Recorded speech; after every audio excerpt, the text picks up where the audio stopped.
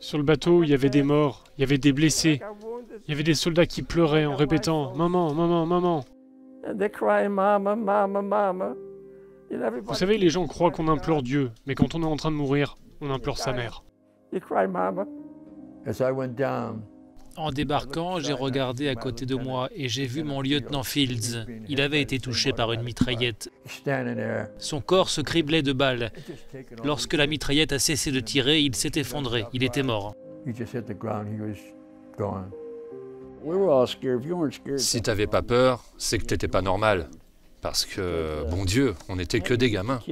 L'ordre que nous avions, c'était de courir le plus vite possible en haut de la plage, où étaient les blocos. Car plus près on était des blocos, moins on risquait. Oui. À la fin, quand on arrive contre le mur des blocos, c'est nous qu'on jette les grenades par les meurtrières. Hein.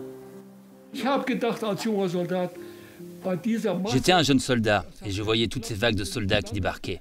Je me suis dit que la guerre était perdue pour nous et que désormais Hitler devait arrêter le conflit. Oui, ça m'a traversé l'esprit, surtout quand j'ai vu le nombre de gens qu'il a sacrifiés ici. Souvent, je me demande est-ce que ça en valait la peine. Je ne pense pas que c'est parce que personne ne se pose la question. Mais tout est oublié, n'est-ce pas? Tout est oublié.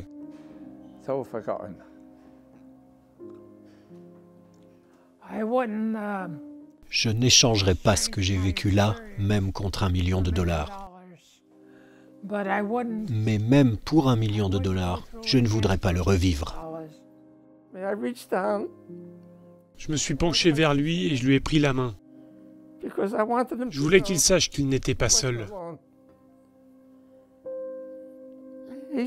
Il m'a serré la main comme pour dire que ça allait. Et il est mort. Il est mort. C'était un jeune gars, un gamin. Et il était mort.